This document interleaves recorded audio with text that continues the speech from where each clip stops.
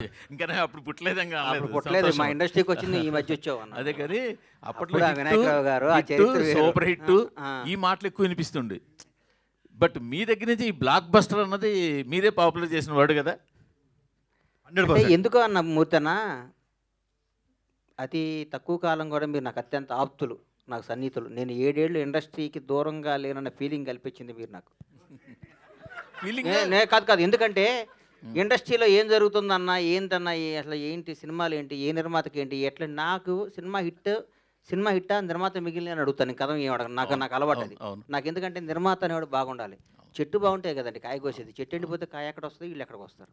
అందుకని ప్రతి నిర్మాత బాగుండాలి, ప్రతి నిర్మాతకు లాభాలు రావాలి. సినిమా తీసిన ప్రతి నిర్మాతకి లాభాలు రావాలి. అట్లాగే ఎవరి పని వాళ్ళు చేయాలి. మా ఊర్లో ఒక చేపలు పట్టేవాడు ఉండేవాడు.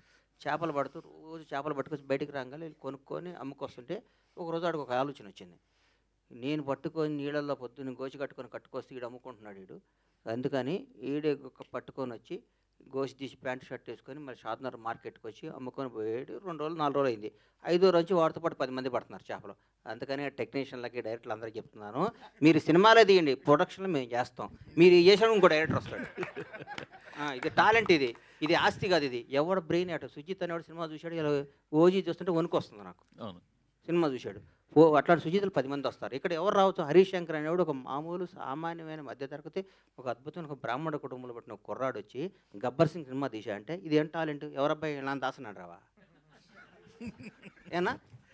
కరెక్ట్. అందుకని ఇది టాలెంట్, ఇది పెట్టుబడి కాదు, ఇది సంపద, భగవంతుడు ఇచ్చిన సంపద. ఇది భగవంతుడు అనుగ్రహంతో. చిరంజీవి గారు ఎవరండి?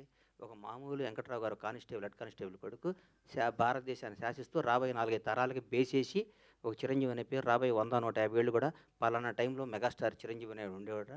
ఒక మామూలు కానిస్టేబుల్ కొడుకు హైదరాబాద్ చెన్నై వచ్చి దేశాన్ని శాసిస్తూ ఇదిరా ఎండింగ్ పద్మవిభూషణ్ అయిపోయింది. ఆయన రేపు మాప భారతరత్న కూడా ఇస్తారు ఆయనకి.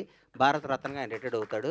అట్లా చరిత్రలో కొందరే ఉంటారు. కొన్ని లిమిటెడ్ భగవంతుడు. కొన్ని ఈ మధ్య మా ఫ్రెండ్ని అడిగా, ఈ వాచ్ ఎంత అంటే 40 కోట్లు అన్నాడు పెట్టుకుంటే. లలిత జ్యువెలరీ ఒక ఫ్రెండ్ ఆయన అడిగితే, అదేంటన్న లిమిటెడ్ ఎడిషన్ 8 చేశాడన్న, ఉంటాయన్న తర్వాత చేయరా అన్నాడు. అట్లాగే భగవంతుడు కొన్ని లిమిటెడ్ ఎడిషన్ మనుషులను పుట్టిస్తాడు. ఒక చిరంజీవిని, ఒక పవన్ కళ్యాణ్ని, ఒక రేవంత్ రెడ్డిని, ఒక చంద్రబాబు నాయుడిని, ఒక నరేంద్ర మోడీని, ఇట్లాంటి లిమిటెడ్ ఎడిషన్ కొందరు 130 కోట్ల మంది ఈ భారతదేశంలో కొందరు లిమిటెడ్ ఎడిషన్ కొన్ని పీసులు ఉంటాయి. ఆ పీసులు మనం గౌరవించాలి, పూజించాలి, ప్రేమించాలి. కానీ ఆన్లైన్ మనలాగా అనుకుంటే మన అంత ఎవరు అంటారు. థ్యాంక్ యూ గణేష్ గారు. బాయ్ అన్న. గణేష్ గారు సారీ అన్న. సార్ గణేష్ గారు ఒక క్వశ్చన్ అండి. గణేష్ గారు ఒక క్వశ్చన్ అండి. సార్ మీరు ఇప్పుడే అన్న తిన్న ఇప్పుడే మీరు చెప్పారు, ఇప్పుడే చెప్పారు మీరు అంటే